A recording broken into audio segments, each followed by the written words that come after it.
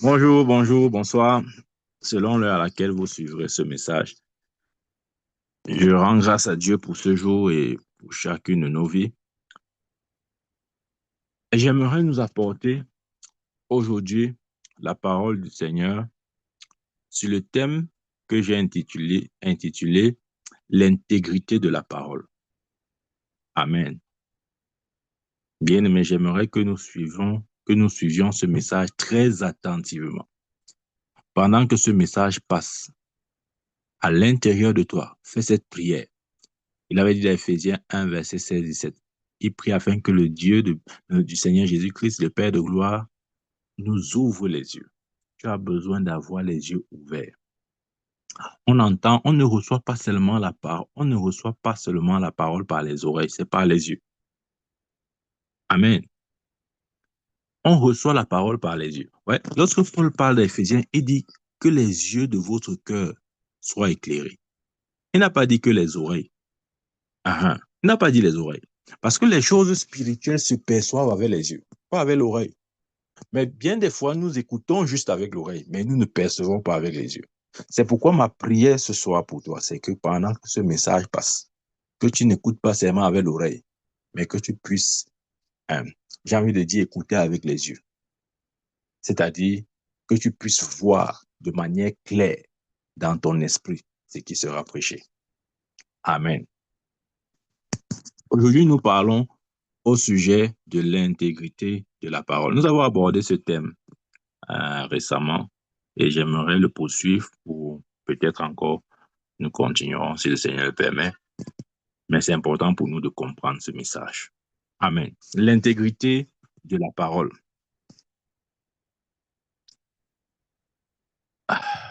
Déjà que, enfin, le mot, la définition, on peut avoir plusieurs définitions, mais l'une des définitions du mot intégrité, c'est état d'une chose qui demeure intacte et entière. Ouais. État d'une chose qui demeure intacte et entière. Donc, qui n'est pas modulable, qui n'est pas euh, modifiable, qui est permanent. Amen. Et c'est exactement la nature de la parole de Dieu. La parole de Dieu demeure intacte et entière. Jusqu'à ce que nous la comprenions ou la percevions de cette manière, nous allons croire que nous avons affaire à la parole d'un homme, à quelqu'un qui dit après, quand il a bu 2 alcools, là, il perd la tête et il ne sait plus ce qu'il avait dit avant. Non, la parole de Dieu demeure intacte et entière. Ça, c'est l'intégrité de la parole. Amen. Déjà, j'aimerais commencer en disant, est-ce que nous savons que Dieu a créé le monde par sa parole? C'est ce qu'Hébreu dit. Hébreu dit qu'il a créé toutes choses par sa parole puissante. Trône, dignité, autorité. Tout ce qui existe, que ce soit dans le monde naturel comme dans le monde spirituel. Donc, si tu vois le soleil, ça a été créé par la parole de Dieu. Si tu vois la terre, ça a été créé par la parole de Dieu. Si tu vois la mer, ça a été créé par la parole de Dieu. Si tu vois les galaxies, les constellations, appelez ça comme vous voulez, ça a été créé par la parole de Dieu. Tout ce qui est visible, tout ce qui peut être perçu à l'œil nu, et même ce qui ne peut pas être perçu à l'œil nu, toutes ces choses ont été créées par la parole de Dieu. Amen. Genèse nous dit clairement qu'à la création, il a mis toutes choses en place par sa parole. Il créa tout par sa parole puissante. Amen. Ça veut dire que lorsqu'il a parlé, les choses se sont accomplies. Lorsqu'il dit que la lumière soit, la lumière fut. Amen. Lorsqu'il crée, au commencement, Dieu créa les cieux et la terre. Lorsqu'il crée la terre apparaît. Lorsqu'il crée les cieux viennent. Amen. Ça nous montre la place de la parole. Et je parle ce soir sur le thème de l'intégrité de la parole. Tout ce que Dieu, ou si vous voulez, tout ce que Jésus a accompli durant son ministère terrestre, il a fait par le biais de sa parole. Absolument tout. Si nous lisons les Écritures, nous allons voir. Il a guéri les sourds. Il a guéri les aveugles. Il a guéri, par exemple, le serviteur du centenier. Comment? Par sa parole. Il a dit, je ne suis pas digne que tu entres dans ma maison, mais dis seulement un mot et mon serviteur sera guéri. Le centenier avait compris l'intégrité de la parole. La parole est intacte et entière. Elle accomplit ce qu'elle déclare. Amen. Dis seulement un mot et mon serviteur sera guéri. Et quand Dieu a dit, donc vas-y, et je le déclare guéri, à son retour à la maison, il a trouvé son serviteur bien portant. Pourquoi? Parce que la parole avait été prononcée. Amen. Comment est-ce que Jésus guérissait les paralytiques? Par sa parole puissante. Même les morts entendaient le son de sa voix. Vous imaginez, un cadavre, un cadavre entend le son de sa voix. Ce n'est pas étonnant. À son baptême, le Père avait dit, voici mon fils bien-aimé, écoutez-le, écoutez-le. Ouais, écoutez-le. La création tout entière a été ordonnée pour écouter la voix, le son de la parole de Dieu. C'est pourquoi Jésus pouvait parler au vent. Pas seulement au vent, il pouvait parler même aux éléments de la nature. Il pouvait parler aux arbres en disant au figuier que jamais plus personne ne mange un fruit venant de toi. Et la Bible dit 24 heures après, le figuier a séché. Amen. Donc, nous voyons Jésus, durant son ministère, manifester les œuvres de son Père. Comment? Par sa parole puissante. Amen. Il pouvait arriver dans la maison de Pierre et guérir sa belle-mère de la fièvre. Comment? Par sa parole puissante. Amen. Ça veut dire que la puissance suprême est la parole de Dieu.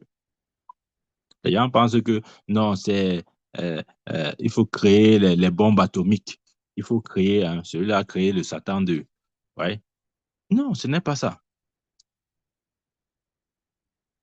L'élément le plus dangereux de l'univers, ce ne sont pas les bombes atomiques, c'est la parole de Dieu. Parce que c'est la seule chose qui a créé toute chose. Amen. Et rien n'a été... comment dire? Elle a créé toute chose et personne ne l'a créée. Amen. Nous parlons aujourd'hui de l'intégrité de la parole. La parole est si importante que Dieu même a lié le principe du salut à la parole. Amen. Maintenant, lorsque je parle de la parole, je parle pas seulement de la parole en termes d'écriture, mais aussi de la parole en termes de mots qui sortent de nos bouches. Amen. Parce que rappelle-toi, la Bible dit, par tes paroles, tu seras justifié, par tes paroles, tu seras condamné. Donc, même le salut est lié à la parole. Ça, nous le savons. Le salut, si tu es sauvé, ce n'est pas un mécanisme de parole. Personne ne peut être sauvé sans faire usage de la parole. Ce n'est pas possible. Ouais, les gens ne sont pas sauvés parce on leur a prêché l'évangile. Et puis, ils ont accepté mentalement le concept. Et puis, ils sont sauvés. Non. Aucune écriture ne dit que tu seras sauvé si tu acceptes mentalement le concept ou le principe du salut. Ça ne manifeste pas le salut dans la vie d'un homme. Recevoir ou accepter le principe ou le message du salut n'amène pas un homme au salut. Non. Amen. Je vais vous dire pourquoi les gens vont en enfer. Ouais, les gens pensent que les gens vont en enfer parce qu'ils sont des grands pécheurs, ils ont trop péché, vraiment, tu ne comprends pas mon prophète, ce sont les pécheurs, ils doivent aller en enfer. Non, Jésus allait en enfer pour nous. Rappelons-nous, lorsque Jésus est mort, Somme dit qu'il est descendu aux enfers. Pourquoi il est descendu? C'est pour que l'homme n'ait plus besoin d'aller là-bas. Enfin, c'est pour que l'homme n'ait plus besoin enfin, que l'homme ne puisse plus se retrouver en ce lieu. C'est pour ça qu'il est descendu aux enfers. Amen. Pourquoi donc les gens vont en enfer? Ils vont en enfer non pas à cause de ce qu'ils ont fait, mais ils vont à cause de ce qu'ils n'ont pas dit. Qu'est-ce qu'ils n'ont pas dit? Romains 10, verset 8 à 9. Si tu confesses le Seigneur Jésus, et si tu crois dans ton cœur que Dieu l'a ressuscité d'entre les morts, tu seras sauvé. Ouais. Donc, ils se retrouvent en enfer pas à cause de leurs œuvres, mais parce qu'ils ont manqué de dire parce qu'ils n'ont pas dit ce qu'ils devaient dire pour être sauvés. Ça nous montre la place de la parole bien-aimée. Amen. Et la vie chrétienne devient de plus en plus frustrée lorsque nous ne comprenons pas la présence ou la place de la parole. Nous croyons que non, bon, ça ne sert à rien. Bon, à la parole, là, bon, attendez, attendez, le gars là, il va venir prêcher bientôt là. Attendez quand le gars là va venir prêcher. Non, ce n'est pas ça. Regardez ce que la Bible dit. Ouvre la Bible avec moi. Dans Romains chapitre 10. Romains chapitre 10, verset 8 à 9. Il dit ceci. Que dit-elle donc? La parole est près de toi, dans ta bouche et dans ton cœur. Ouais? Observez bien ce que Paul dit ici. Que dit-elle donc? La parole est près de toi. Il explique ce que signifie la parole est près de toi. Ça veut dire dans ta bouche. En fait, quand il dit la parole est près de toi, il veut simplement dire qu'elle est dans ta bouche et dans ton cœur. Amen. Or, c'est la parole de la foi que nous prêchons. Amen. La parole est où? Près de toi. Près de toi signifie dans ta bouche et dans ton cœur. Donc, ça veut dire que le verset 10 nous donne le principe même du salut. Si tu confesses, il dit, le verset 9, si tu confesses de ta bouche le Seigneur Jésus, si tu crois dans ton cœur que Dieu l'a ressuscité d'entre les morts, tu seras sauvé.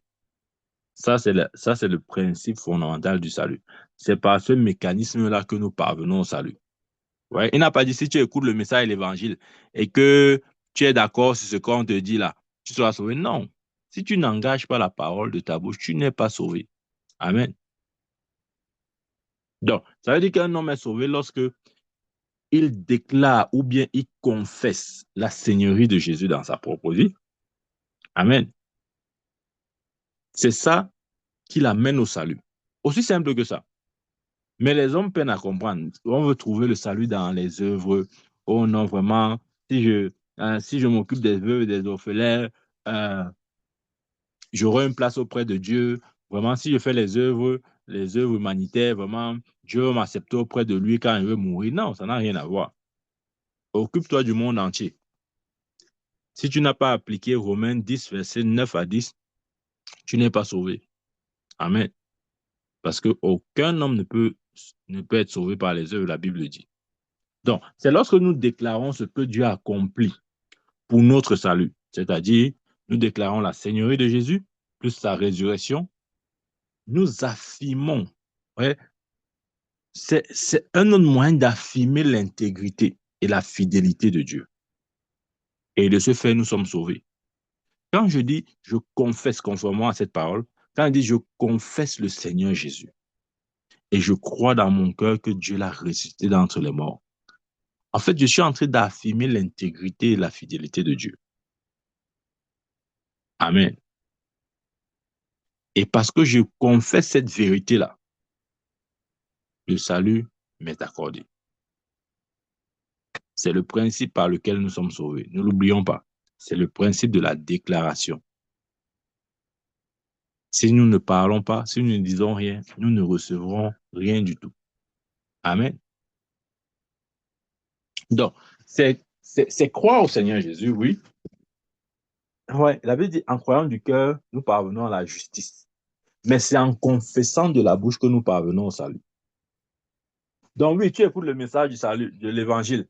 Tu as cru du cœur, d'accord. Mais tu n'es pas parvenu au salut.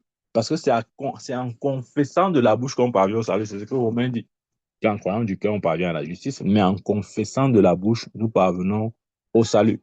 Amen. Voyez, il y a les gens, quand tu expliques ce principe, il y a des gens très philosophiques, très philosophes comme ça, là. On dit des philosophes. Ils ne comprennent pas ça. Ils disent c'est tout. On dit voilà comment tu vas faire pour être sauvé. Ils s'étonnent. Ils disent c'est tout. Ils disent non, non, c'est trop facile. C'est trop facile, dis donc. Quittez la chose là. Les choses et l'église de réveil. Donc je dis seulement comme ça et je suis sauvé. Parce qu'on aime, c'est-à-dire on aime ce qu'on ne comprend pas. On aime faire des choses compliquées, les choses qui nous embrouillent. Après, vous allez les revoir dans les traditions, dans les coutumes. Voilà, c'est ce qu'on aime. On aime savoir que non, je suis allé au village, j'ai versé l'huile sur le crâne de mon père, j'ai versé le sel. Voilà, c'est ça qui m'a protégé. J'ai fait ceci. C'est à cause de ça que j'ai eu. On aime ça. Mais quand tu dis à quelqu'un, voici comment tu fais pour être sauvé, il n'est pas d'accord. Parce que c'est tellement simple qu'il n'arrive pas à accepter. Un jour, je prêchais comme ça à une de mes cousines. Ouf, mon Dieu. Il y a les gens qui ont la tête dure, hein. Je vous assure. Elle dit, tu parles comme ça, tu parles comme ça, tu expliques, tu sors tous les versets bibliques, tu crois qu'elle en comprend rien. Pourquoi? Parce que la Bible dit la sagesse de Dieu, la folie de Dieu est plus sage que la sagesse des hommes. Et la prédication de l'évangile, c'est la folie de Dieu. Amen. Ça dit ça. Ça confond les sages de ce monde, les gens qui croient qu'ils connaissent. Amen. Je prêchais à ma cousine comme ça là. Je croyais elle ne comprenait rien. Et pourquoi elle ne comprenait pas? Elle ne comprenait pas parce qu'à la fin, elle dit que c'est trop facile. Si c'est ça qu'il faut pour naître de nouveau, je trouve que c'est trop léger. Ouais. Parce que comme elle est ancrée dans les traditions, elle voulait que je lui dise que bon, donne-moi l'huile rouge, donne-moi le mouton, donne-moi la chèvre, et maintenant donne-moi 50 000. Je veux faire un sacrifice dans les hauts lieux du village. Après 40 jours, ça va réagir. On aime ça. On aime ce genre de chemin. Mais Dieu n'est pas dedans. Dieu n'est pas dedans, bien-aimé. Le salut est simple. C'est à la portée de tout le monde. Mais très peu entreront. À cause de quoi? La dureté du cœur. Nous ne voulons pas recevoir simplement ce que Dieu nous a donné gratuitement. Amen. Il y a des gens qui pensent que non, je dois sentir le salut. Mais mon prophète, vraiment, je suis né de nouveau, mais je ne sens pas le salut. Tu veux sentir quoi? Dis-moi un peu, tu veux sentir quoi? Bon, je vais te poser une question. Quand ton cœur bat dans ta poitrine, est-ce que tu sens ton cœur battre? Est-ce que le fait que tu ne sentes pas ton cœur battre veut dire que ton cœur ne bat pas? Moi, je ne sais pas quel est notre problème. C'est-à-dire que on est tellement habitué à la réalité des sens que même ce qui est facile, ce qu'il faut juste saisir et comprendre par la foi, on veut toujours que non. Ce sont nos sens qui doivent nous témoigner si c'est vrai ou ce n'est pas vrai. Je t'ai posé la question, depuis que tu es né, peu importe ton âge, ton cœur bat. Avant même que avant que ta mère ne t'accouche, ton cœur battait dans ses entrailles. Est-ce que tu sais que tu n'as jamais, sauf peut-être avec les appareils des docteurs, etc., tu n'as jamais écouté le battement de ton cœur. Tu ne ressens même pas ton cœur battre. Mais pourtant, il bat. Pourtant, il n'a jamais cessé de battre depuis que tu es né. Mais tu vois, si ce principe, enfin, si cet organe qui est un organe vital, qui est la clé de la vie, tu ne le ressens pas, pourquoi tu veux ressentir le salut?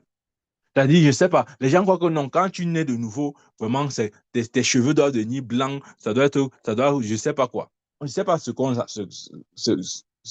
qu'on veut voir avant d'accepter que nous sommes vraiment une vraie créature. Mais ça, c'est justement le fait que nous sommes encore charnels. Amen. Les gens disent, non, moi, je n'ai rien ressenti. Tu veux ressentir quoi? Avant de ressentir, écoute, commence d'abord à écouter ton cœur battre. Si tu écoutes ton cœur battre, tu vas aussi écouter le salut. En fait, tu vas ressentir aussi le salut. En fait, c'est pour nous dire, bien aimé, Dieu voudrait simplement que par la foi, nous acceptions, nous croyons à ce que Dieu a fait ou dit à notre sujet. C'est ça la foi. Amen. Ne cherchons pas à sentir. Ok, lisons un peu le verset 10. Revenons encore sur ça. Il dit, car c'est en croyant du cœur qu'on parvient à la justice et en confessant de la bouche qu'on parvient au salut. En croyant du cœur qu'on parvient à la justice et en confessant de la bouche qu'on parvient au salut. Ça, c'est le principe même fondamental du salut. En croyant du cœur, on croit. Parce que justement, si tu ne crois pas, tu ne peux pas confesser. Ou si vous voulez, je vais dire ça autrement. C'est inutile de confesser ce que tu ne crois pas. Ça ne sert à rien. Il faut d'abord croire. Oui, tu as cru. La preuve que tu as cru, c'est que tu confesses. C'est ça qu'il pouvait dire, nous avons cru, c'est pourquoi nous prêchons. Tu ne peux pas prêcher si tu n'as pas cru. Ça n'aura pas de vie. Ça ne veut absolument rien dire. Amen. Le verset 10. Car c'est en croyant du cœur qu'on parvient à la justice. Et c'est en confessant de la bouche qu'on parvient au salut. C'est ce que la Bible dit. Amen. Donc, nous n'avons pas besoin comment il dit, d'une autre évidence que celle-là. Non. Dieu nous a donné ce principe. Recevons-le par la foi, appliquons-le Et ça marchera pour nous. Ça a marché pour des millions de personnes et ça marchera pour quiconque parce que la parole de Dieu, nous parlons de quoi? De l'intégrité de la parole. Elle est intacte, elle est entière, elle ne change pas. Ce qu'elle dit, c'est exactement ce qu'elle dit. Amen. Il dit, c'est en croyant du cœur que l'on parvient à la justice. De quoi est-ce qu'il fait? Il parle ici. Ici, le cœur dont il est question, c'est l'esprit de l'homme. Vous voyez, quand vous lisez votre Bible et puis vous voyez les expressions, comme par exemple, c'est de l'abondance du cœur que la bouche parle, par exemple. Ou bien, c'est en croyant du cœur qu'on parvient à la justice. Tous ces versets-là. Ça ne parle pas du cœur en tant que organe, vous voyez. Ce n'est pas l'organe. Quand il dit c'est en croyant du cœur qu'on parvient à la justice, il ne parle pas du cœur de l'organe, non. Mais vous voyez, il prend l'image du cœur parce que dans l'anatomie de l'homme, euh, le cœur est un organe central. C'est la source de la vie.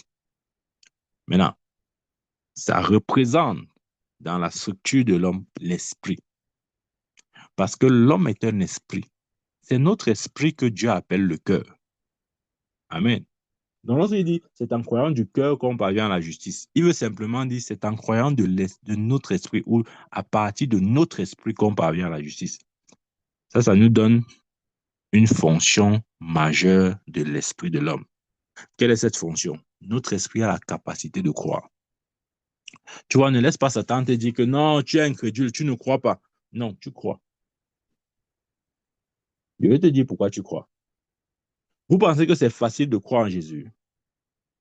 Naturellement, vous pensez que c'est facile. Ce n'est pas facile. Ce n'est pas facile parce que tu ne l'as jamais vu. Toi, tu l'as vu où? Dis-moi un peu, tu as vu Jésus où? Nulle part. Tu ne l'as pas vu avec tes sens. OK? Ne dis pas que tu as une apparition. Non, il n'est pas venu. Tu n'as pas eu d'apparition. Tu l'as perçu ou tu le reçois par la foi. Et il est réel pour toi. Tu n'as pas besoin de le voir avec tes yeux physiques pour savoir qu'il existe. Tu le sais par la foi. Donc, ça veut dire que ton esprit a la capacité de croire. Bien aimé, j'aimerais que tu te dises à toi-même, mon esprit a la capacité de croire. Ça, c'est fondamental. Que cette vérité soit établie. L'esprit de l'homme a la capacité de croire parce qu'il est un esprit. Amen. Définissons-nous toujours comme étant des esprits. Notre esprit peut croire tout, tout, tout ce qui est non tangible. Vous allez me dire, mais si on peut croire tout ce qui est non tangible, pourquoi alors on ne croit pas vraiment à tout ce qui existe? Je vais te dire pourquoi. Parce que nous n'avons pas entraîné ou éduqué suffisamment notre esprit dans ce sens. Ouais, c'est comme un enfant. Je vais vous donner un exemple. Quand un enfant naît, est-ce que vous pouvez dire à l'enfant qui a 2 mois, 3 mois, 4 mois de marcher, il ne peut pas marcher. Est-ce que le fait qu'il ne puisse pas marcher à 2, 3 mois veut dire qu'il ne peut jamais marcher? Non. Ça veut simplement dire il faut l'exercer. Il faut, il faut, il faut exercer cet enfant, en fait. Il faut pratiquer. Il faudrait qu'il s'exerce à marcher. Parce que s'il ne s'exerce pas à marcher, il n'y aura pas suffisamment de tonus dans ses jambes pour se tenir debout. Parce qu'il a les pieds. S'il a les pieds, ça veut dire qu'il va marcher. Mais ça, c'est le principe. Mais s'il ne s'exerce pas à marcher, il va rester là toujours assis. Assis comme la position assis, il ne va jamais se lever. Pourquoi? Parce qu'il n'a jamais exercé ses muscles du pied. Bien aimé, ce que je veux te dire, c'est que ton esprit a la capacité de croire. Et s'il y a même des choses que tu peines, pour lesquelles tu peines encore à croire, c'est parce que tu n'as pas suffisamment éduqué ton esprit dans ces domaines-là. C'est tout. Si tu éduques ton esprit, tu seras surpris de voir que ton esprit adhère. Ouais, c'est un peu comme les langues. Je ne parle pas le français parce que je suis bête ou moins bête. Je parle le français parce que j'ai été éduqué dans ce langage-là, dans cette langue. Ouais. Si j'étais né en Chine, j'allais parler la langue. Si j'étais né en Allemagne, j'allais parler l'allemand. Ouais. Si j'étais né en Italie, j'allais parler l'italien. Donc, c'est une question d'éducation. De la même manière, notre esprit agit ou réagir en fonction de l'éducation que l'on lui donne. Mais sa fonction principale, c'est de croire. Crois-moi, tu peux croire à tout ce qui existe. Tu peux croire. Tout ce que Dieu a dit à ton sujet, tu peux croire. Tu peux croire. Il n'y a aucune parole de Dieu que ton esprit ne peut pas saisir. Ça n'existe pas. Ne te mets pas de blocage. Mais tu vois, si tu n'entraînes pas ton esprit dans ces choses, ça sera exactement comme un enfant qui ne s'exerce pas à marcher, mais qui veut marcher. Il ne marchera pas. Tu vois, tu ne marches pas juste parce que tu veux marcher, non. Tu marches parce que tu t'exerces. Donc, notre esprit ne croira pas juste parce que le prophète a dit que l'esprit peut croire. Non, c'est parce qu'on s'exerce dans ces choses-là. Bien aimé, tu dois t'exercer. Je dois m'exercer. Parce que notre esprit, la fonction principale de l'esprit, c'est de croire. Tu peux croire à tout. Je dis tout. Il n'y a rien que Dieu ait dit dans sa parole qui soit difficile à ton esprit de saisir. Ça n'existe pas. Parce que tu as été créé à l'image de Dieu. Comme Dieu est un esprit, tu es aussi un esprit. Amen. La Bible dit à la création, il faut bien faire la différence. La Bible dit Dieu créa l'homme. OK? Dans Genèse chapitre 1, Dieu créa l'homme. Dans Genèse chapitre 2, Dieu forma l'homme. Il y a la différence entre créer l'homme et former l'homme. Quand Genèse 1 dit Dieu créa l'homme, il parle de l'esprit de l'homme, de cette dimension immatérielle, de cette dimension spirituelle. C'est ça que Dieu a créé à Genèse chapitre 1.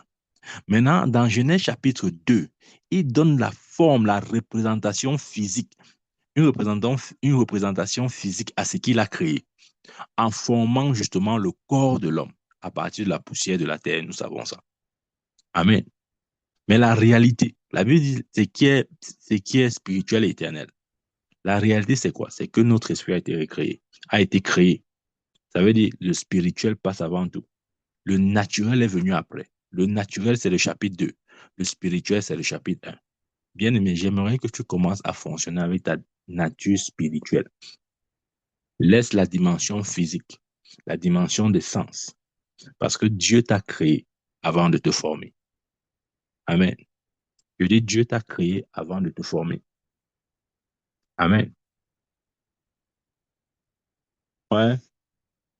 C'est ça le salut. Le salut n'opère pas selon un principe de logique, de rationnel. Il faut être rationnel. Ouais. C'est ça le problème avec les gens qui sont très rationnels là.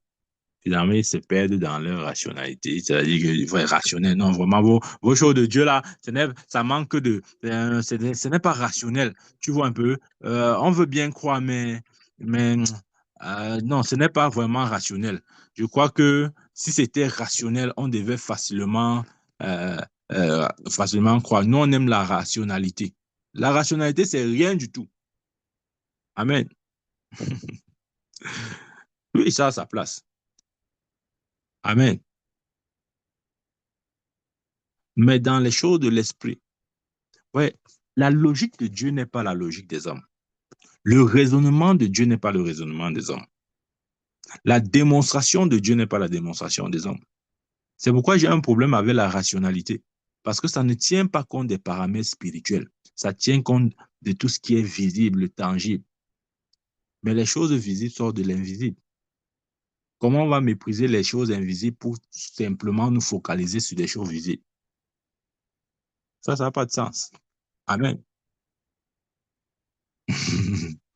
Ok, le verset 10 dit, car c'est en croyant du cœur qu'on parvient à la justice et en confessant de la bouche qu'on parvient au salut. En croyant du cœur qu'on parvient où? À la justice, mais en confessant de la bouche qu'on parvient où? Au salut. Amen. Ça veut dire que c'est par notre bouche que nous parvenons au salut.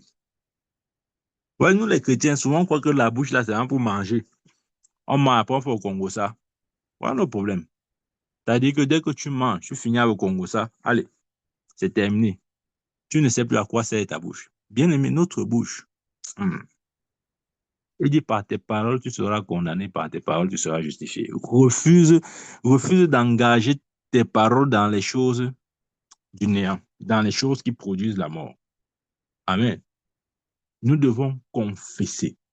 Et dit, si tu confesses de ta bouche le Seigneur Jésus, ok. Revenons un peu sur le mot confesser. Confesser signifie homologia. Et en grec, c'est homologia. Et homologia veut dire parler en accord. Dire la même chose. Amen. Suivez-moi très bien. Là, je suis en train de nous amener dans une autre dimension là. C'est dire la même chose. Amen.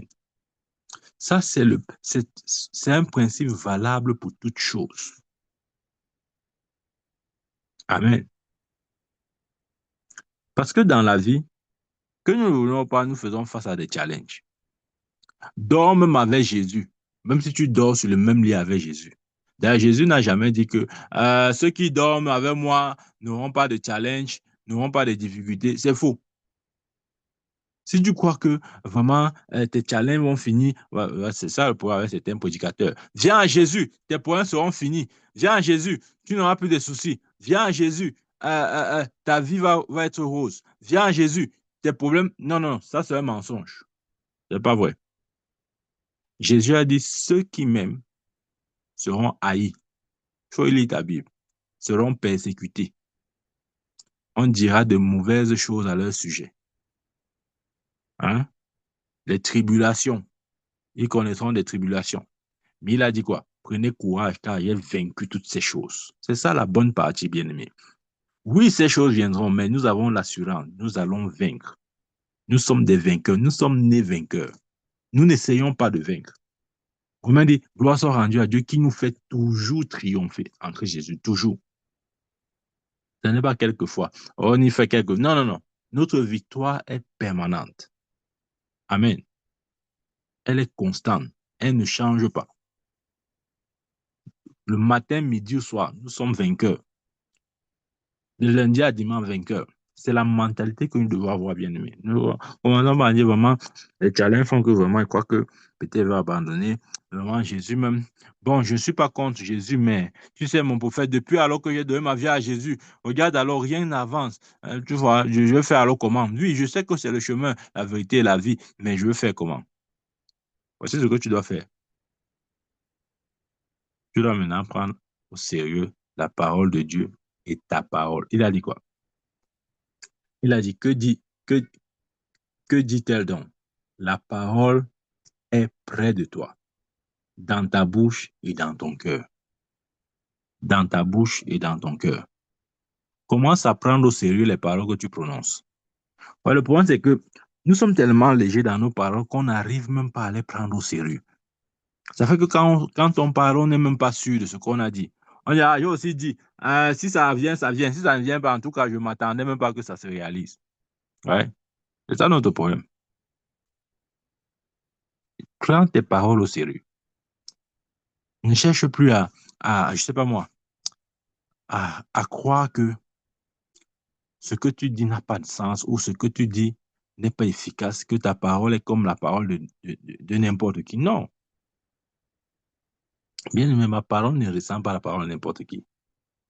Parce qu'Ecclésiaste dit que la parole du roi est puissante. Et Apocalypse dit que Dieu a fait de nous des rois, des sacrificateurs pour Dieu son Père. Donc nous sommes ces rois. Amen. Ces rois qui ont dans leur bouche la parole puissante. Amen. Gloire soit rendue à Dieu qui nous fait toujours triompher en Christ Jésus. Nous sommes la lumière. La lumière brille dans les ténèbres. Bien aimé, des fois, nous disons, ah ouais, les ténèbres aussi, je vais faire comment? Je dois me débarrasser de ça. Seigneur, chasse les ténèbres. Oh, mon prophète, tu ne comprends pas. Ce sont les ténèbres. Mon problème sont les ténèbres. Non. Dans Genèse, lorsqu'il y avait les ténèbres, la Bible dit les ténèbres se mouvaient. Dieu créa les cieux et la terre. La terre était informe et vide. Il y avait les ténèbres à la surface de la Bible. Les ténèbres étaient là. Mais ouais, la solution des ténèbres, c'est quoi? Ce n'est pas de les chasser. OK. Si vous chassez les ténèbres, c'est pour qu'il y ait quoi à la place des ténèbres? Bonne question. Ouais, posons-nous des questions intelligentes. Quand nous disons ténèbres pas, je te chasse, au nom de Jésus, ténèbres pas, je te chasse, qu'est-ce qui va rester? Qu'est-ce qui va être remplacé par les ténèbres? OK, supposons les ténèbres pas. À la place des ténèbres, il y aura donc quoi? Ouais, lorsqu'il y avait les ténèbres sur la terre, Jésus n'a pas dit, Dieu, ou le Père n'a pas dit, oh ténèbres, je te chasse, va-t'en, va-t'en. Non, la réponse des ténèbres, c'était la lumière. Dans les ténèbres, il a dit que la lumière soit. Amen. Ouais, tu vois, ce que j'essaie de dire, c'est que les ténèbres existent pour te mettre en évidence. C'est quand la lumière arrive dans un milieu ténébreux qu'on apprécie la valeur de la lumière. Si vous mettez la lumière dans la lumière, ça ne créera aucun impact. Amen. Imaginez-vous un peu, vous êtes dans votre maison en soirée, vous allumez partout et après vous allumez la bougie. La bougie ne sert à rien. On ne peut pas voir la place de la bougie aussi longtemps qu'il y a la lumière dans la maison. Parce que les ténèbres doivent être là pour révéler l'importance et la place de la lumière. Tu vois, je dis comme ça, tu es la lumière. Ne crois pas dire que non, c'est Jésus la lumière. Il dit que c'est toi. C'est toi la lumière. Il a dit, vous êtes la lumière du monde. Vous êtes le sel de la terre. S'il a fait de nous lumière, ça veut dire qu'il a aussi fait de nous le chemin. Nous sommes justement ces gens qui emmènent ceux qui ne sont pas encore dans la lumière à entrer dans la lumière parce qu'il a fait de nous le chemin. Tu es le chemin. Non, non, non, je ne suis pas le chemin, mon prophète. Jésus a dit dans Jean 14, verset 6, je suis le chemin, la vérité et la vie. C'est Jésus le chemin. Pourquoi tu dis que je suis le chemin? Tu vois, c'est ça ton problème. Ce n'est pas deux choses. Tu es le chemin. Tu n'as pas aussi lu que la Bible dit que nous sommes une même plante avec lui. Tu n'as pas lu que la Bible dit aussi qu'il est la tête et l'Église est le corps. Si on admet que la tête est le chemin, le corps, c'est quoi? Vous appelez le corps comment? Si vous appelez ma tête Michael, vous allez appeler mon corps Pierre. Ouais, c'est une question de... Ouais, avec les Écritures, des fois, il faut raisonner aussi des fois pour parvenir à certaines conclusions. Tu ne peux pas appeler ma tête Michael, tu appelles mon corps Pierre. Ça n'a pas de sens. Ok, si nous disons Jésus est le chemin, il est vraiment, je ne dis pas qu'il n'est pas. Mais son corps, alors, puisqu'il n'est que la tête, le corps est quoi? Si vous appelez la tête le chemin, le corps est le chemin. Aussi logique que ça. Je ne peux pas venir dans votre maison, j'entre avec ma tête, je laisse mon corps dehors. Non. Si je suis chez vous, ça veut dire que je suis entièrement. Et on parle de l'intégrité de la parole. Il est la tête, nous sommes le corps. Parce que l'intégrité, c'est le caractère de ce qui est intact, ce qui est entier. Ça ne peut pas être dissocié, bien aimé. Si vous dites que Jésus est le chemin, ça veut dire que je suis le chemin. Ça veut dire que toi qui crois en lui, tu es le chemin.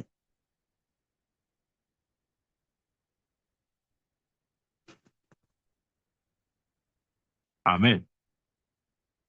Ouvrons notre Bible dans Actes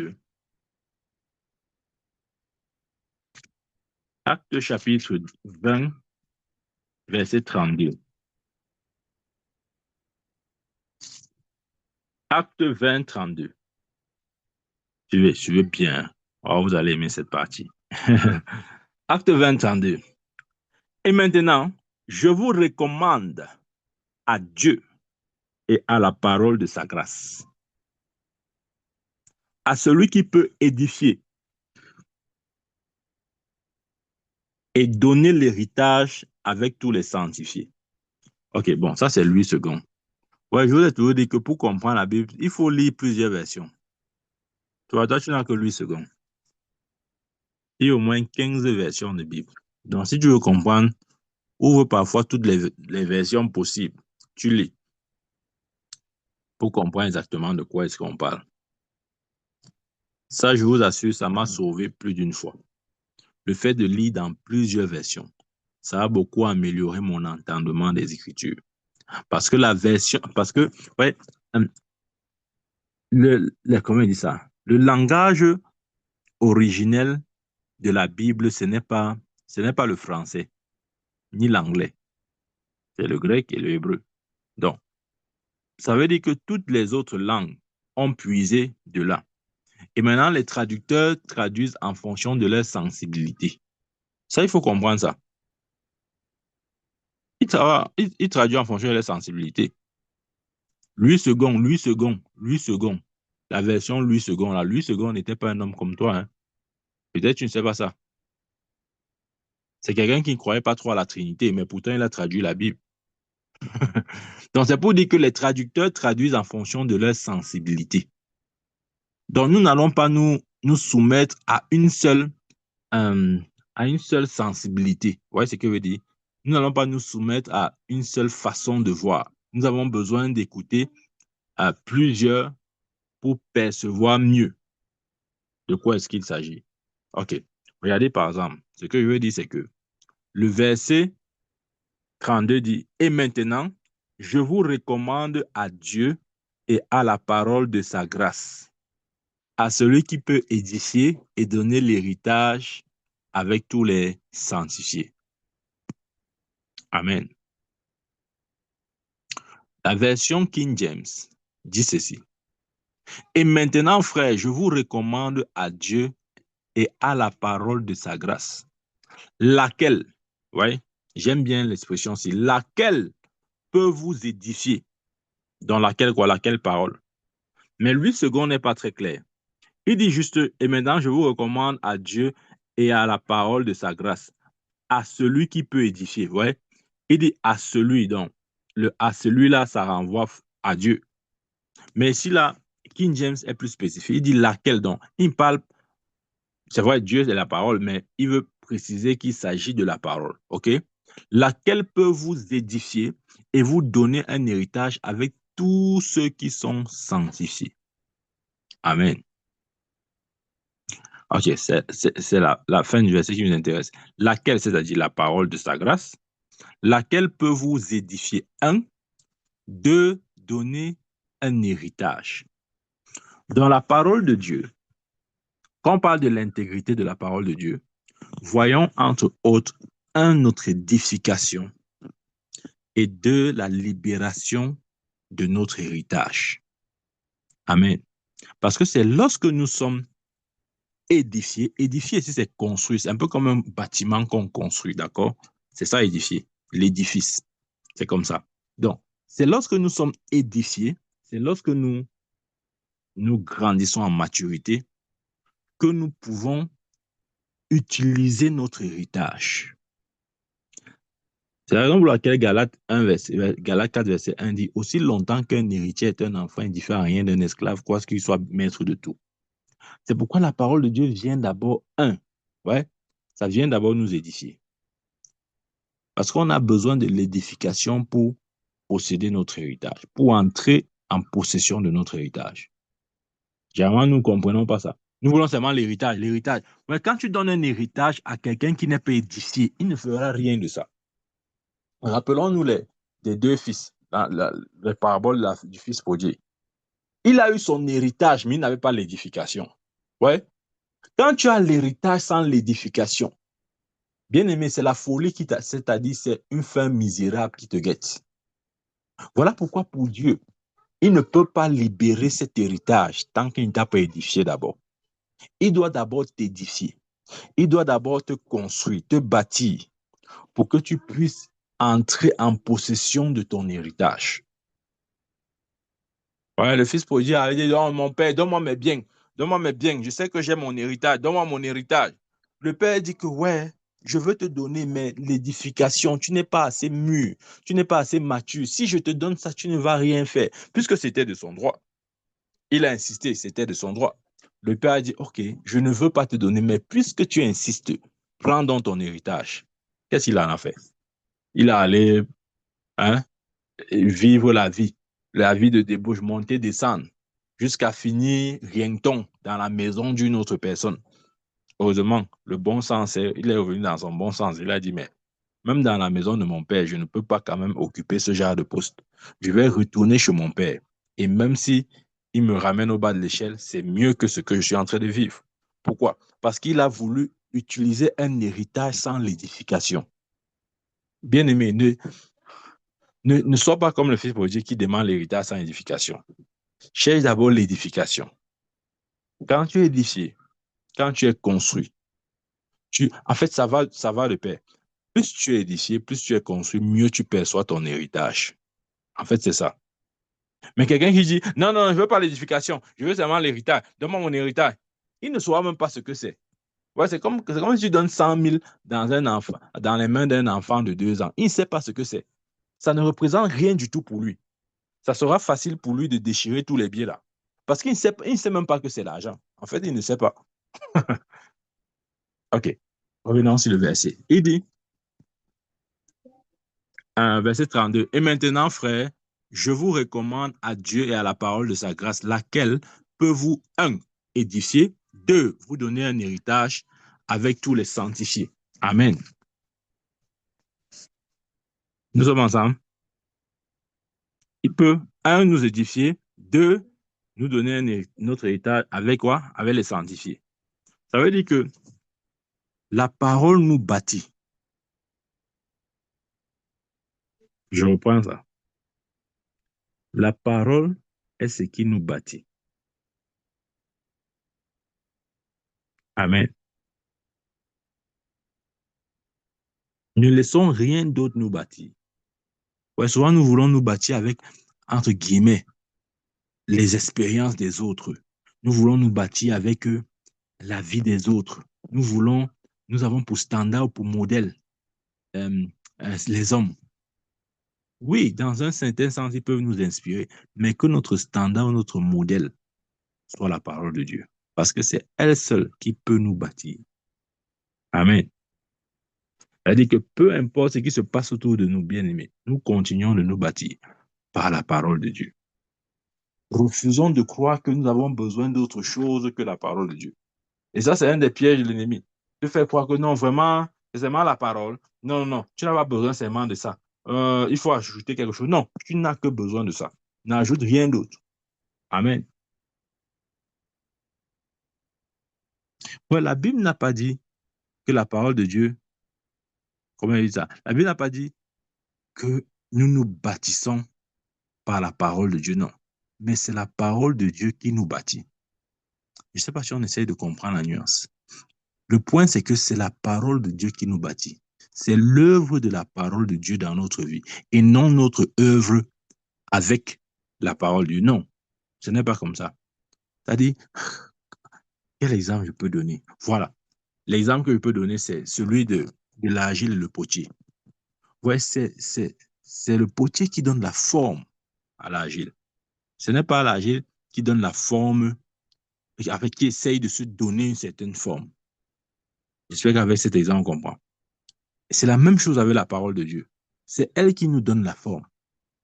Nous n'essayons pas d'avoir une certaine forme. Et c'est ça le problème de beaucoup de chrétiens. Ils essayent d'avoir une certaine forme qui ressemble à la forme de Dieu ou qui ressemble au standard ou au modèle de Dieu pour leur vie. Ça ne marchera pas. Dieu ne nous a jamais demandé d'essayer. On aime essayer. Je dis qu'on aime essayer. On a passé des années à essayer. Bien aimé, fatigue-toi. Ouais, des fois, il faut se fatiguer. Quand tu as fait quelque chose des années, ça n'a pas marché. Arrête-toi, débranche-toi. C'est-à-dire, tu n'es pas le robot. Tu n'es pas une machine. Tu n'es pas le moulinex. Débranche-toi. Et dis-toi, Seigneur, qu'est-ce qui ne va pas? Pourquoi je fais ça depuis des années et ça ne marche pas? Amen. Donc, c'est le potier qui donne la forme à l'argile et non l'inverse. N'essayons pas. La parole, la promesse de Dieu, c'est que la parole de Dieu nous bâtit. C'est elle qui nous bâtit. Amen. Nous ne nous bâtissons pas. Nous, comment il dit ça? Nous, ce n'est pas une œuvre. Ah, comment il dit? C'est l'œuvre de la parole. Ce n'est pas l'œuvre personnelle du chrétien, non. Mais vous voyez, même si c'est l'œuvre de la parole, il y a quand même quelque chose que Dieu attend de nous pour que cette œuvre ou ce ministère puisse être efficace. Quelle est cette chose? Par exemple, que nous recevons la parole de Dieu, que nous l'étudions, que nous la proclamons. Lorsque nous faisons ces choses-là, nous permettons à la parole de Dieu qui a le pouvoir de nous bâtir, de nous bâtir. Amen. Lorsque nous vivons selon la parole de Dieu, nous permettons à la parole de Dieu qui a le pouvoir de nous bâtir, de nous bâtir. Amen. Et lorsque nous sommes bâtis, la conséquence immédiate, c'est la libération de notre héritage. Tu vois, quand tu dis au chrétien, tu as un héritage en Christ, il ne comprend pas ce que ça veut dire. C'est normal parce qu'il n'est pas bâti. Il va comprendre comment. Il ne peut pas comprendre. Nous ne pouvons pas entrer dans notre héritage sans cet édifice-là. C'est pourquoi nous peinons à comprendre notre héritage. Tu dis même que voici notre héritage en Christ Jésus. Quelqu'un écoute ça comme ça, il dit que c'est même quoi que le gars si bavard comme ça là. Non, c'est normal. C'est parce il n'est pas passé par la première étape, qui est l'édifice, qui est la croissance, qui est le fait d'être construit par la parole de Dieu. OK? Et ensuite, notre héritage devient clair. Amen. Et je prie au nom de Jésus, pendant que la parole te construit, que tes yeux soient ouverts sur ton héritage. Telle est ma prière pour toi. Au nom puissant de Jésus-Christ. Qu'il en soit ainsi. Amen. Donc, ça vaudrait aussi dire que si nous n'avons pas la parole de Dieu, elle ne pourra pas nous bâtir. Bien évidemment, c'est ce que ça veut dire. Si nous n'avons pas la parole de Dieu, elle ne pourra pas nous bâtir. Amen. Donc, une autre chose que la parole de Dieu nous donne, en plus de nous bâtir, comme j'ai dit, c'est de nous délivrer notre héritage. Amen. Voici la vérité. Lorsque nous naissons de nouveau, Dieu, à ce moment-là, a fait de nous ses héritiers. Héritiers de Dieu et co-héritiers de Christ. Ça, c'est vrai. Mais c'est par l'œuvre de la parole que nous entrons dans notre héritage. Parce que beaucoup de gens sont nés de nouveau, mais ils se sont arrêtés là-bas. Et ils sont là en train de dire, ouais, pourquoi je suis né de nouveau comme ça, là, vraiment, je ne comprends même pas le christianisme si, vraiment, ça me fatigue. Mais mon prophète, vraiment, ça ne va pas, hein, ça ne va pas, vraiment, il faut prier pour moi. Je suis né de nouveau, on m'a dit que si je naissais de nouveau comme ça, quand je suis né de nouveau, ça vraiment, mon héritage, vraiment, tout ce que mes promesses en Jésus-Christ devaient s'accomplir. Vraiment, je suis là depuis 2 ans, je ne vois aucune promesse, vraiment, mon prophète, qu'est-ce qui se passe? Attends, je vais t'expliquer ce qui se passe. Ce qui se passe, c'est que tu es né de nouveau, mais tu t'es arrêté là. Il y a une deuxième partie et qui est très importante. C'est l'œuvre de la parole qui est censée, un, t'édifier, deux, libérer ton héritage. Et jusqu'à ce que tu franchis la deuxième étape, ta vie ne sera pas très différente de la vie d'un païen. C'est ce qu'il faut dire, bien aimé. Et des fois, ouais, nos vies ne sont pas très différentes de la vie des païens. Pourquoi? Parce que justement, cette phase de l'œuvre de la parole n'a pas encore pris place effectivement dans notre vie. On a l'impression que être chrétien, c'est juste un titre, c'est rien de sérieux. C'est juste une façon, c'est adhérer à une philosophie, une pensée, une idéologie. Vraiment, c'est quelque chose comme ça, là. C'est une religion même. Ce n'est pas une religion. Ne définissez jamais le christianisme comme une religion. Parce que dans la religion, on essaye d'aller vers Dieu. Dans la religion, on essaye de, de, de chercher Dieu. Dans le christianisme, on ne va pas vers Dieu. On ne le cherche pas parce qu'on l'a trouvé et il vit en nous. Donc, ce n'est pas une religion. Amen.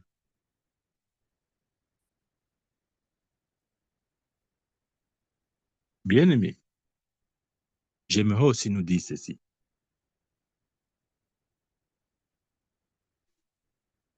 Nos circonstances ne sont pas nos réalités. Je reprends cette phrase. Tu vois, si tu à ta place, j'allais noter ce que je viens de dire ici. Nos circonstances ne sont pas nos réalités. Des fois, nous confondons nos circonstances à nos réalités. C'est-à-dire que peut-être parce que peut-être nous sommes dans un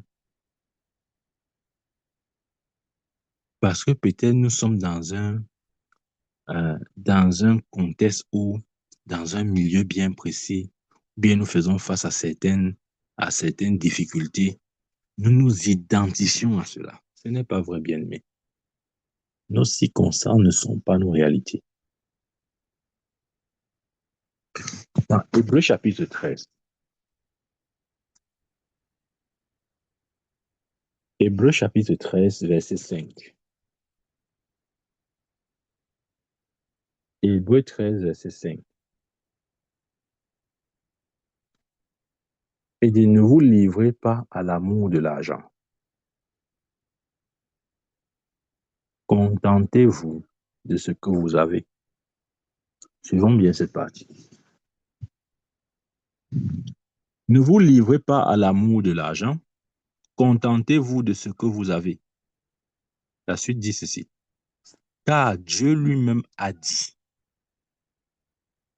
je ne te délaisserai point et je ne t'abandonnerai point. Amen. Bon, je vais un peu lire ça dans King James. Je ne sais pas si c'est un rendu différent, juste au cas où. Hébreux 13, verset 5.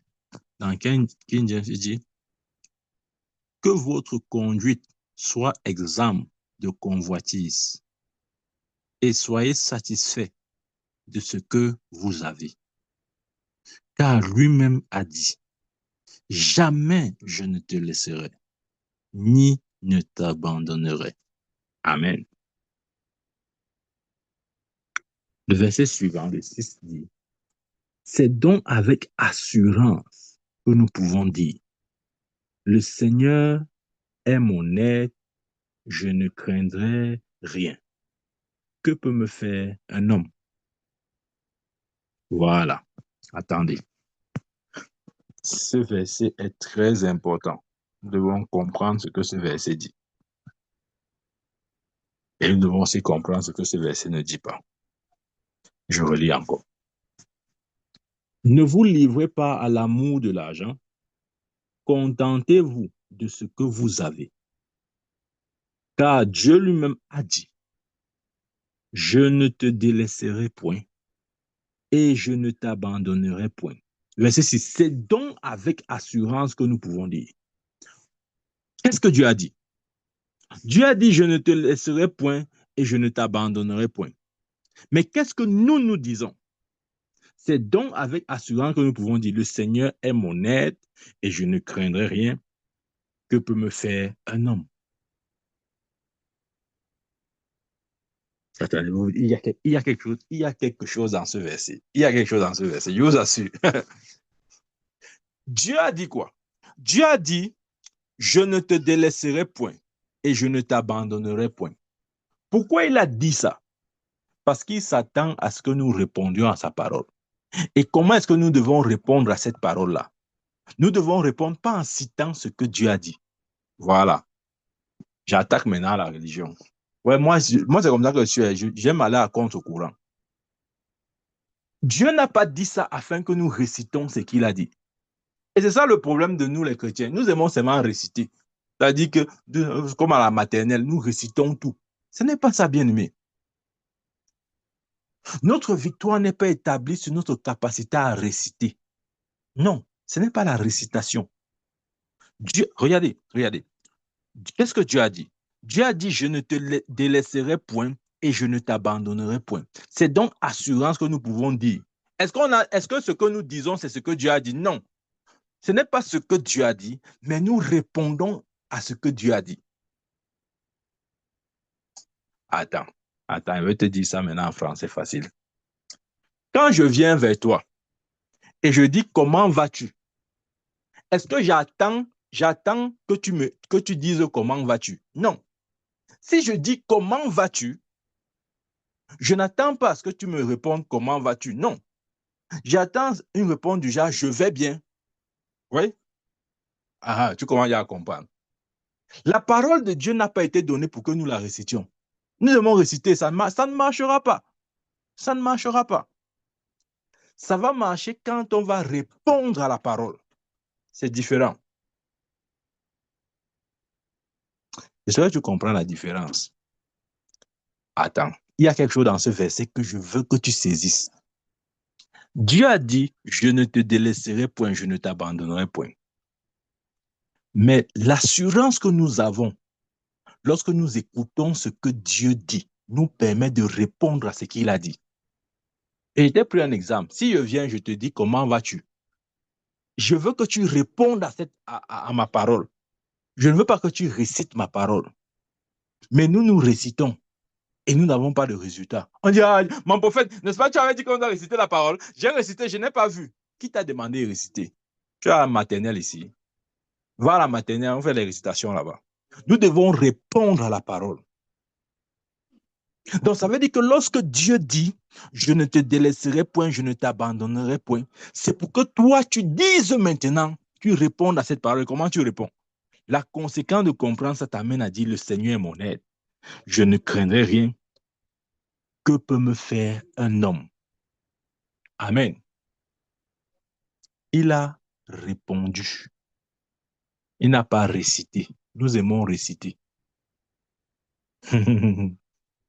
Bien-aimé, ce soir, arrête d'être hein, quelqu'un qui récite. Tu récites.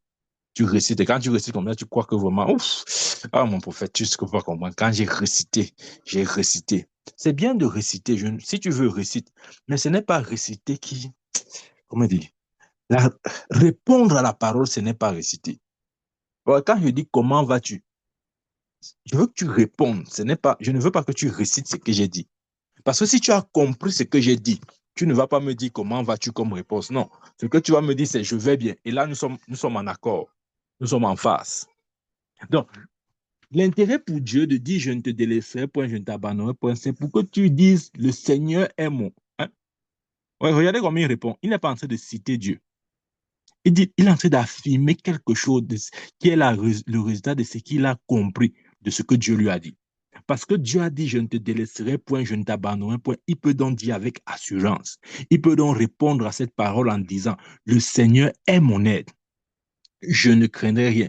Que peut me faire un homme? Il n'a pas résisté ce que Dieu lui a dit. Ouais, non, on aime la récitation. Récitation, jardin macabo. Bien aimé, nous devons répondre. Hmm. Nous devons répondre.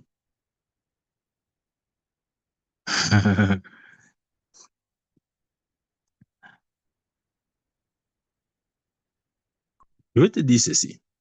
Ce que tu as, c'est tout ce dont tu as besoin. Nous croyons souvent que non, j'ai besoin de quelque chose que vraiment, mon prophète, non, tu ne comprends pas. C'est parce qu'il me manque quelque chose. Vraiment, si j'ai ça, mon prophète, je ne te mens pas, je te dis la vérité. C'est la dernière chose qui me manque. Tu vois, c'est l'ignorance. Je répète, tu as tout ce dont tu as besoin. À Moïse, Dieu avait dit, qu'est-ce que tu as dans ta main? Il a dit, j'ai le bâton. Et c'était suffisant. Des fois, nous croyons que non, nous avons besoin de quelque chose d'autre. Parce que nous ne savons pas que ce que nous avons est suffisant. Moïse croyait qu'il avait besoin de quelque chose d'autre. Quand Dieu lui a dit, qu'est-ce que tu as? Il a dit, je n'ai qu'un bâton. Il a dit, c'est suffisant. Quand il fallait multiplier le pain et les poissons, Jésus a dit, qu'avez-vous? Il a dit, nous n'avons que 2 pains et 5 poissons. Jésus a dit, c'est suffisant. Bien aimé, rien. C'est ça que la Bible dit que nous avons tout pleinement en Christ Jésus. Il nous a tout donné. Mais le problème, c'est que nous ne voyons pas comment, nous ne comprenons pas encore comment la graine peut devenir la forêt. Ouais. C'est comme quelqu'un qui dit, oh Dieu, je veux la forêt, je veux la forêt. Mais Dieu lui a donné une semence, Dieu lui a donné un grain. Il croit que non, la graine là, c'est trop petit, il n'y a rien dedans. Moi, je veux la forêt. Moi, on me parle de la semence, la graine, c'est quoi ça? Moi, je veux la forêt. Non, la forêt sort de la graine, de cette semence qui est en toi. Amen. Dieu a créé l'homme, mais pour multiplier l'homme, Dieu n'a plus créé l'homme. Dieu a donné à l'homme la sémence. Et c'est par le principe de la sémence que l'homme s'est multiplié sur la terre. Le principe de la sémence. C'est pour ça que j'ai dit que tu as tout ce dont tu as besoin. Quand Adam était même là, il dit que, oh vraiment, oh la solitude, oh mon Dieu, mon roi, comment je suis seul comme ça là? Il n'y a personne. Il s'attendait peut-être que vraiment Dieu le voit comme ça, il dit, oh, oh, Adam, je comprends ta peine, ta douleur. Bon, attends, je vais créer une solution pour toi. Dieu n'a pas créé une solution. Dieu n'a pas pris une solution hors d'Adam. Il a pris la solution d'Adam en Adam, en sortant Ève de Adam. Je vais te dire, c'est une compréhension et c'est une révélation que tu dois avoir. Tu as tout ce dont tu as besoin. Non, mon prophète, je n'ai que le bâton. C'est suffisant. Tu voulais avoir quoi d'autre? C'est suffisant.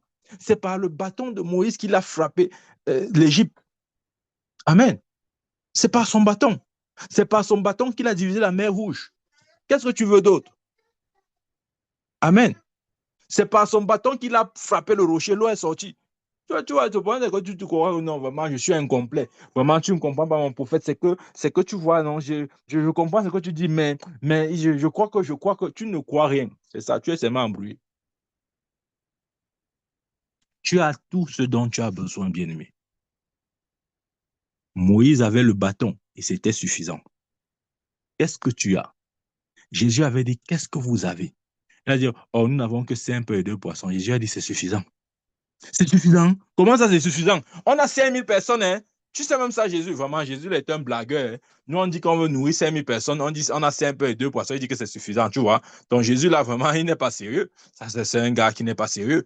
Il s'entend même parler. Mais Jésus a dit, c'est suffisant. Bien aimé, nous sommes remplis de toutes sortes de bénédictions. La Bible dit dans les Philippiens, quoi? Que nous sommes bénis de toutes sortes de bénédictions spirituelles. C'est une réalité que tu dois voir. Ça doit être clair dans ta vie.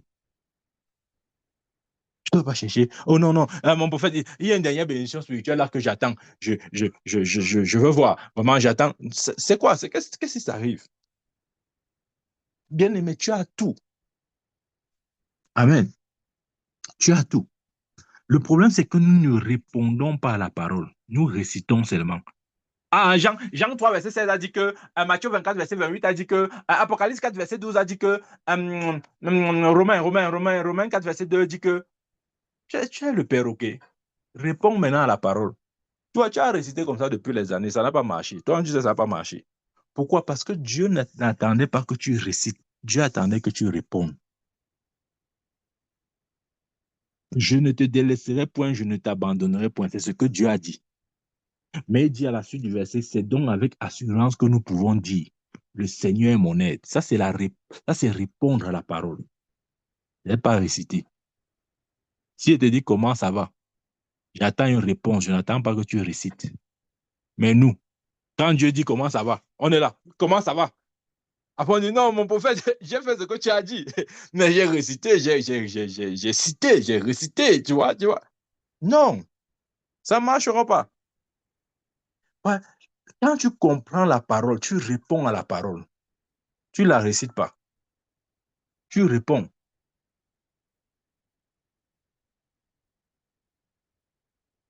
Tu réponds.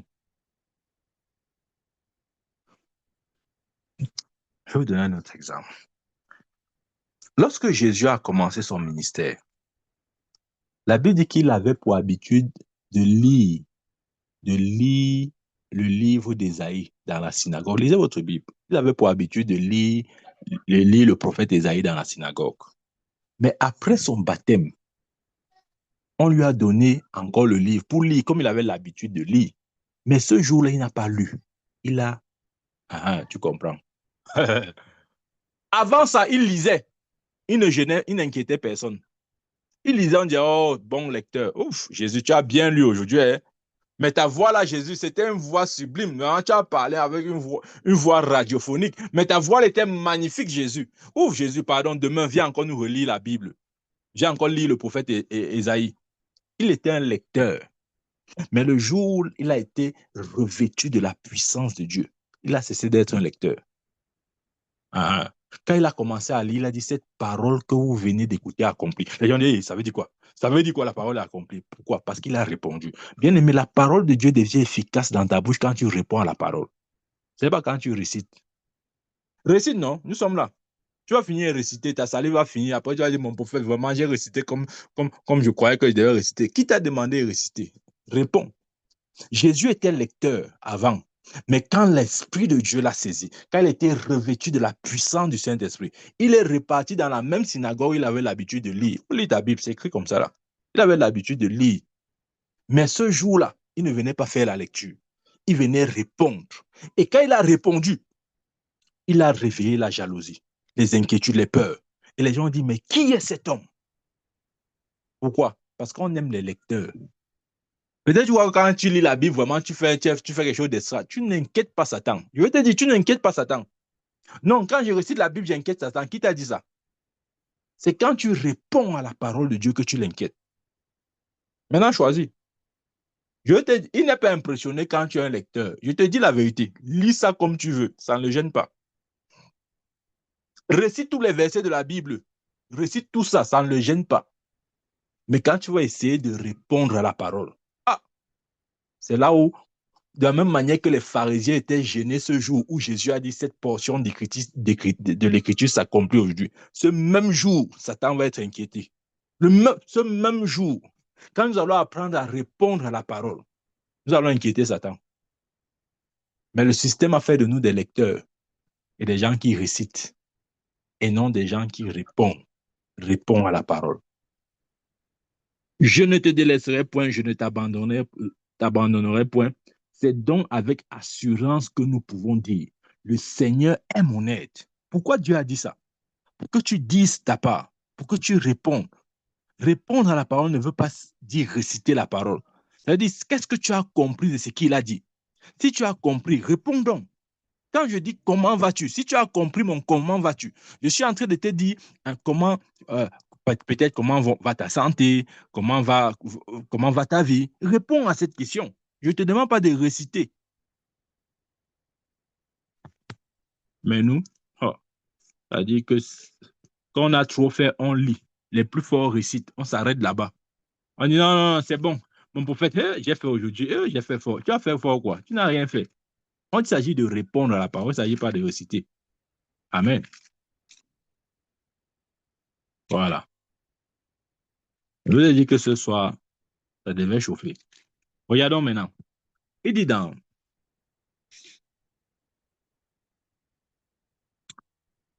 dit revenons dans acte 10, dans acte 20, verset 32. Il dit, et maintenant, je vous recommande à Dieu et à la parole de sa grâce, à celui qui peut édifier. OK. Ouais, je veux un peu ressortir l'expression qui peut. OK? Est-ce que nous voyons, nous comprenons ce qu'il veut dire? Lorsqu'il parle ici, il dit, attendez que j'ouvre ça ailleurs. Ici, dans King James, il dit, et maintenant, frère, je vous recommande à Dieu et à la parole de sa grâce, laquelle peut vous édifier et vous donner un héritage. Ici, il dit, regardez comment l'apôtre parle. Il dit, il peut. C'est-à-dire, elle peut, c'est-à-dire, la parole peut.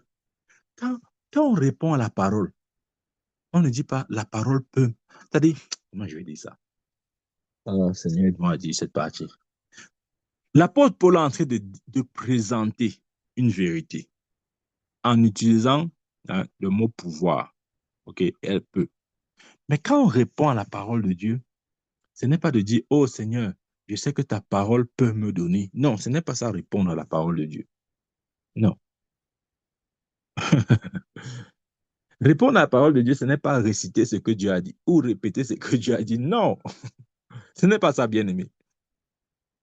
Il a dit, je ne te laisserai pas, je t'abandonnerai point. C'est pourquoi nous pouvons dire avec assurance, l'Éternel est mon aide. Il n'a pas récité. Amen. Répondre à la parole, c'est par exemple dire, lorsque, ok, ok, je vais vous donner un exemple, juste un exemple comme ça. Dans Acte chapitre 20, verset 32, nous sommes là, il dit, et maintenant je vous recommande à Dieu et à la parole de sa grâce, laquelle peut vous édifier et vous donner un héritage avec tous les sanctifiés. Maintenant, quand tu réponds à la parole, tu ne dis pas exactement ce que Dieu dit. Si tu as compris ce que Dieu dit, tu personnalises, tu donnes la conséquence, l'implication de ce que Dieu a dit dans ta vie. Par exemple, si tu as compris ça et que la parole de Dieu accomplit cette œuvre dans ta vie, de croissance, d'édification, et te délivre ton héritage, quand tu réponds, tu peux par exemple répondre en disant, Père, je te rends grâce pour les nations que tu m'as données. Tu es ma portion et mon héritage. Ouais, c'est ça, répondre à la parole. Ce n'est pas dit, la Bible a dit que maintenant je vous recommande à la parole de sa grâce, qu'elle peut vous édifier, vous donner un héritage. C'est ce que la parole de Dieu dit. Alléluia, Amen. Lisons la parole du Seigneur. Mettons-nous en présence du Seigneur. La Bible, non, non, non, non. Il faut sortir des choses comme ça. Il faut sortir des choses comme ça là. Amen. Nous devons maintenant répondre. Amen. Bien-aimé, vous dit ceci. Si nous marchons dans un esprit de foi, nous serons émerveillés. En fait, comment il veut dire ça? Nous serons pour le monde une merveille. En fait, c'est ça. Lorsque nous marchons dans l'esprit de foi, nous serons pour le monde une merveille. C'est-à-dire, le monde va nous contempler. Le monde va essayer de nous comprendre, mais nous ne comprendrons pas. Amen. Regardez. Dans Somme, ouvrons notre Bible. On a entendu parler de répondre à la parole, n'est-ce pas?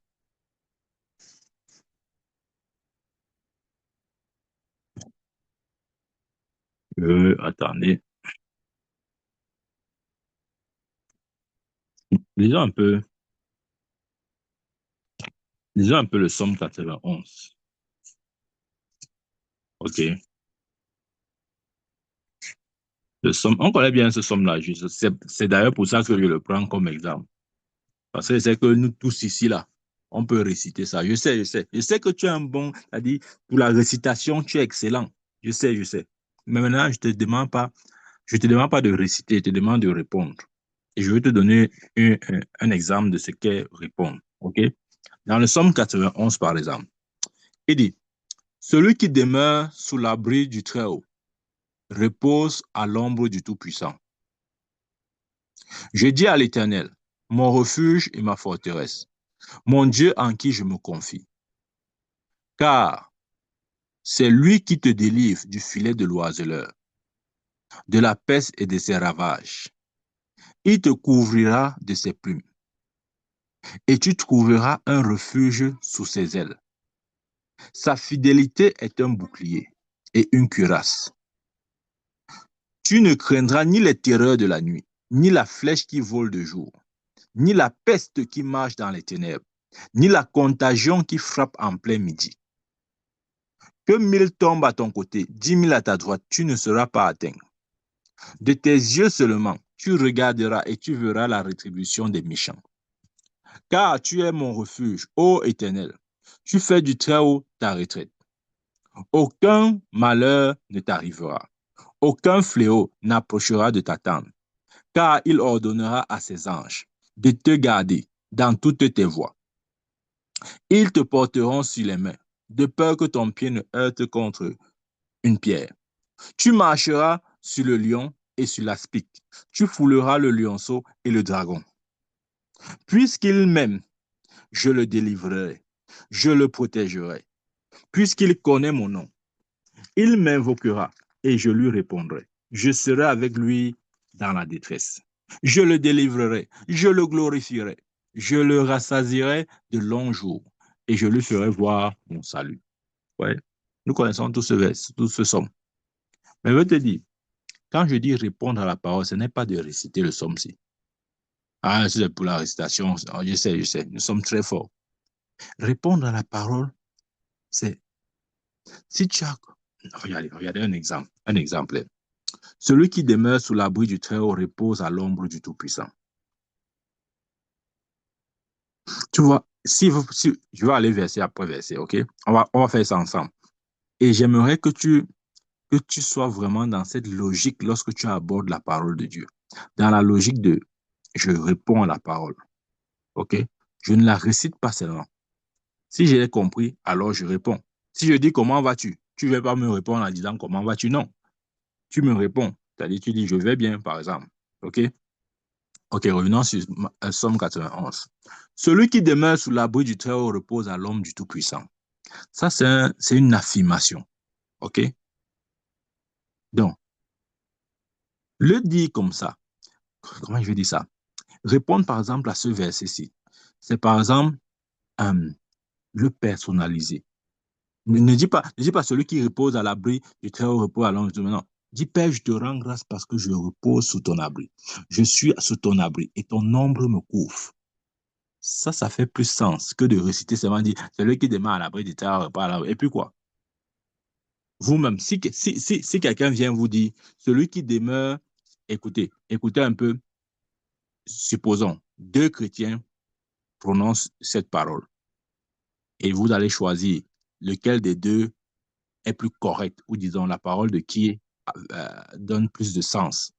Le premier vient dire, celui qui demeure sous l'abri du Très-Haut repose à l'ombre du Tout-Puissant. Et le deuxième chrétien dit plutôt, Père, je te rends grâce parce que je demeure sous ton abri et ton ombre me recouvre. Entre les deux, vous choisirez quelle prière? Ok, je continue. Si le premier chrétien dit ensuite, je dis à l'Éternel mon refuge et ma forteresse, mon Dieu en qui je me confie. Car c'est lui qui te délivre du filet de l'oiseleur et de la peste de ses ravages. Si un chrétien vient te dire, car c'est lui qui te délivre, c'est-à-dire il est en train de prière ou quoi que ce soit, il vient seulement dire, car c'est lui qui te délivre du filet de l'oiseleur et de la peste de ses ravages. Et un autre chrétien dit, Père, merci parce que tu me délivres toujours du filet de l'oiseleur, de la peste et de ses ravages. Ouais. Il ne faut même pas, il faut même pas être spirituel pour voir qu'il y a une différence. C'est-à-dire que dans le somme, et ça, je ne veux pas le faire pour nous, ça, c'est un devoir. Si on a compris ce message, faisons ce devoir, et nous allons voir comment notre perception même des Écritures va immédiatement changer. Dans le Somme 91, ça, c'est un devoir. Hein. Je ne veux pas le faire à ta place. Si tu veux, tu fais, tu fais pas. Moi, je ne suis plus là pour prier quelqu'un. Amen. Reprends le Somme 91 et personnalise ce somme. Amen. Personnalise ce somme. Amen. Par exemple, le verset 4 dit, il te couvrira de ses plumes. Dis plutôt, tu me couvriras de tes plumes. Qui comprend ce que veut dire? Ensuite, il dit, tu trouveras un refuge sous ses ailes. Je trouve un refuge sous tes ailes.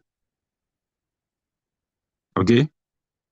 Il dit, tu ne craindras ni les terreurs de la nuit, ni la flèche qui vole le jour. Je ne crains, ne dis pas tu. Tu, là, c'est qui? Là, on aime des récitations inutiles. Le tu, là, c'est mis pour qui?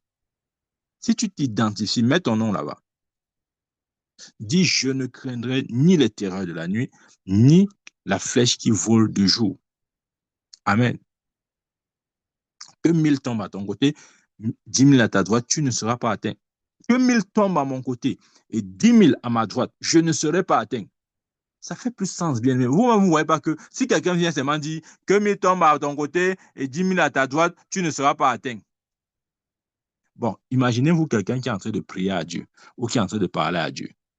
Et il est là devant Dieu, imaginons, devant le trône de Dieu. Dieu veut écouter la voix de son enfant. Non, imaginez-vous un peu. Je ne sais pas, parfois, c'est-à-dire souvent, on perd la conscience que on est dans une relation avec notre Père. Imaginez-vous, si vous êtes devant Dieu et que Dieu dit, OK, mon enfant, je veux t'écouter, parle-moi. Tu viens là devant Dieu, tu dis, que 1000 tombent à ton côté et 10 000 à ta droite, tu ne seras pas atteint. Tu parles à qui? Tu t'adresses à qui? Le tu l'as mis pour qui? Donc tu dis à Dieu que 6 000 tombent à son côté, 10 000 à sa droite, il ne sera pas atteint. Il n'a pas d'ennemi. Il est Dieu. Il n'y a aucune contestation sur son autorité. Donc, imagine quelqu'un vient là devant Dieu. Dieu dit, oui, mon fils, je vais t'écouter. Il dit, que 1000 tombent à ton côté. Le côté de qui? Le côté de Dieu ou ton côté? Amen. Nous avons les problèmes. Bien aimé, c'est notre que je vais m'arrêter en disant, reprends le Somme 91 par exemple. Personnalise-le. Arrête de faire les récitations. Réponds maintenant à la parole. Tu vas voir, si tu fais ça, tu le personnalises et tu le proclames tous les jours sous sa forme personnalisée. Oh mon Dieu, tu vas voir la différence. Tu vois, si tu ne fais pas ça, tu ne sauras pas la différence. Essaye de faire ça, tu vas voir la différence. Tu vas voir que la parole de Dieu n'a pas été donnée pour être récitée, mais pour répondre.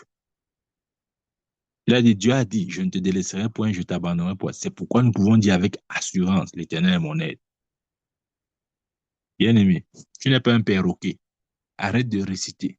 Si tu as compris ce que Dieu a dit, réponds. Amen. Et c'est quand tu réponds que ta parole devient puissante. Tout le monde peut réciter,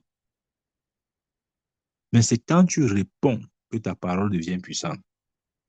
Donc, si nous avons compris, la preuve que nous avons compris ce que Dieu a dit, c'est que nous répondons. Il a dit comment vas-tu? Si tu as compris le comment vas-tu, tu ne vas pas me répondre en disant comment vas-tu? Non. Tu vas me dire je vais bien. Ça, c'est la preuve que tu as compris ma question. Mais si tu n'as pas compris ma question, tu vas répéter ce que j'ai dit. Et si tu répètes ce que je dis, ça ne produira aucun effet. Amen. Bien aimé, c'est ce que je voulais partager avec nous ce soir. Que Dieu nous bénisse. Ça, c'est la première partie. Il y aura peut-être une deuxième partie, si Dieu le permet. D'ici là, portez-vous bien. Et si vous avez des questions, ne manquez pas de me les poser. Et il me fera plaisir de vous répondre. Amen, amen. Que Dieu nous bénisse. Amen, amen, amen, amen. Amen. Amen.